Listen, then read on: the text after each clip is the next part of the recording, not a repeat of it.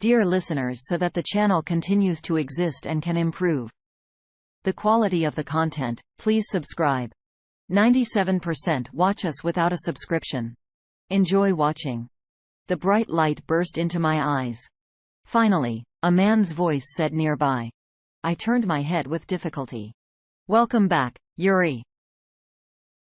My boss, making no secret of his joy, stroked my hand. Did I?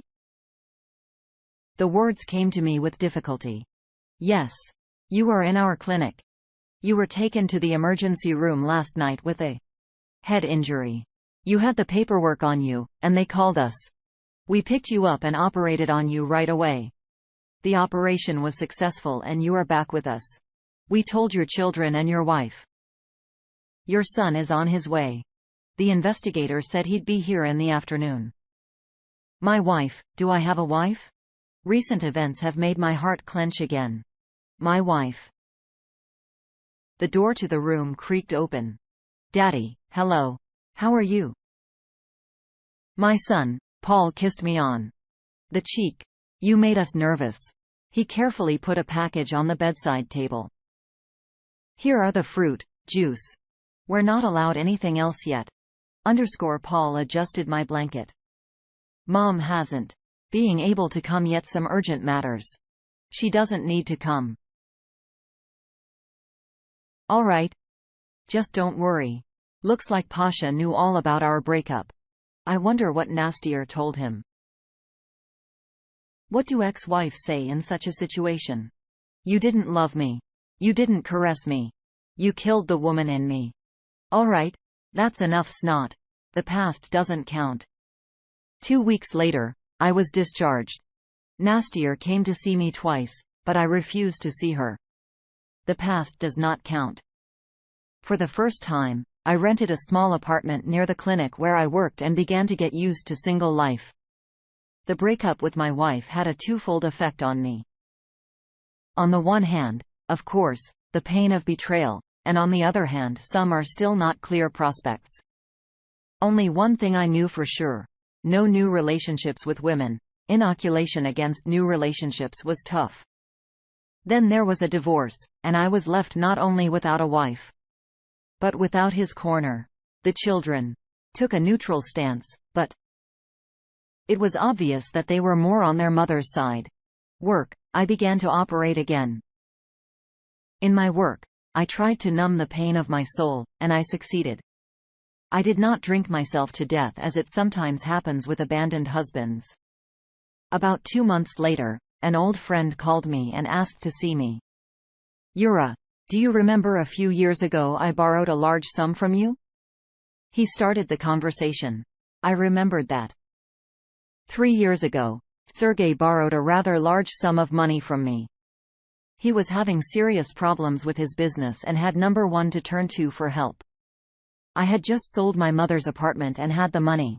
When I gave it to my friend, I did not specify a deadline for repayment, understanding that Sergei would not be able to return the money immediately.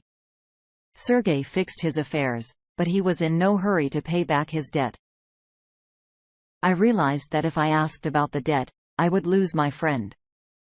Even my father used to say, when you lend money to a friend, imagine that you're giving it to him as a gift.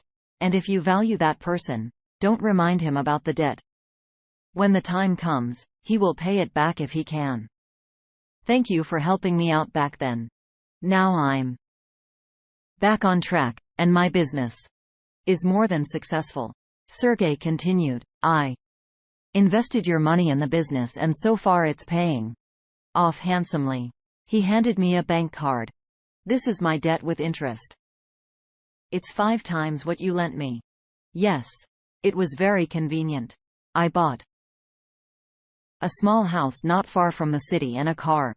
I had no time to take care of the household, so I hired a helper. She was almost 15 years younger than me. She was quite a young woman who had already been married. She had lived with her ex-husband for almost 20 years. They didn't have any children because she was infertile.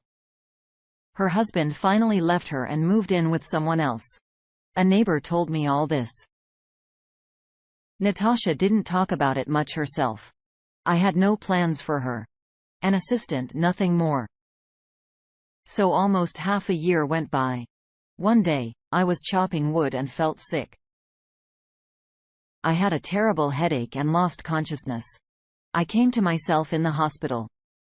Natasha was sitting next to my bed. It was she who called an ambulance. When doctors arrived, she was sitting with my head on her lap. I was fine. Craniocerebral injuries just don't go away that easily. But after that incident, I began to look at Natasha different eyes, and only now I realized what a beautiful woman she is. Somehow, our relationship naturally evolved into intimacy, and at one point, I asked her to marry me. We got married in the fall. I knew we couldn't have children, so I felt free to make love to her. About 3 months after our wedding, Natasha felt bad. Vomiting headaches. I immediately took her to my clinic. Imagine my surprise and hers when we found out that she had been pregnant for almost 2 months. I remember Natasha told me at the time, "No matter what you say, I'm keeping the baby." I just held her tightly to me and kissed her dear eyes. Just then, I realized the truth. If fate closes one door in front of us, it immediately opens another. In general, life was getting better.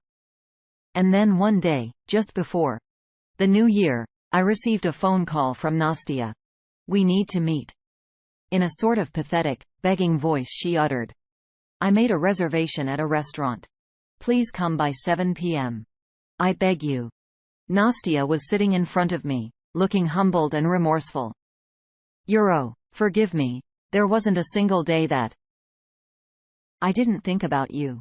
Her eyes began to fill with tears. "I made a terrible mistake.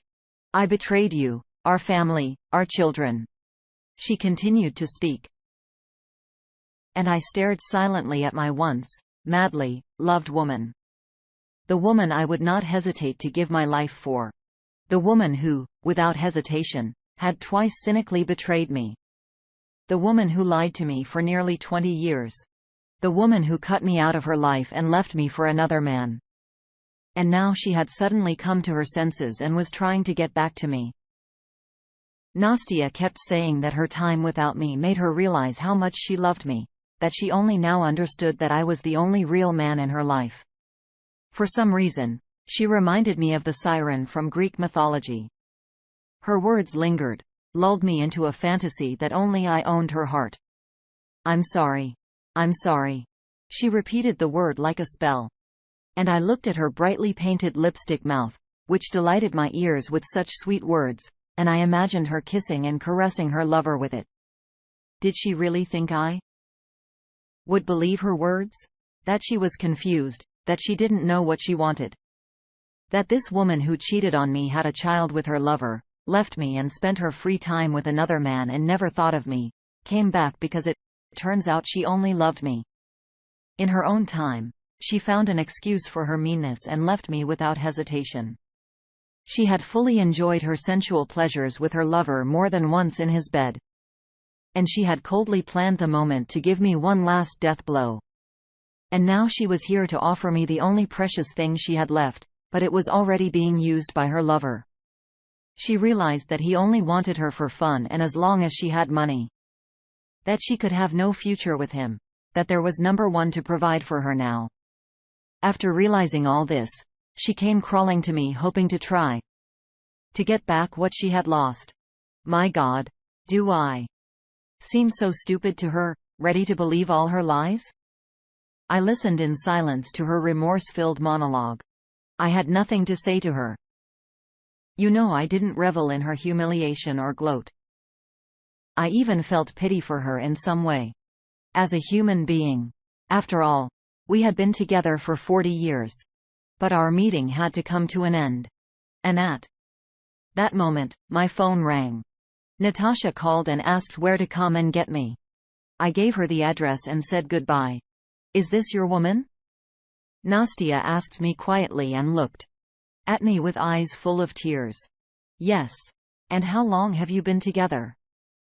"For about a year and a half now. It happens." I got up. "Goodbye, Nastia. Try to be happy." When I left, The restaurant. I turned around. Nastya was standing with her hands clasped to her chest looking at me through the festively decorated window.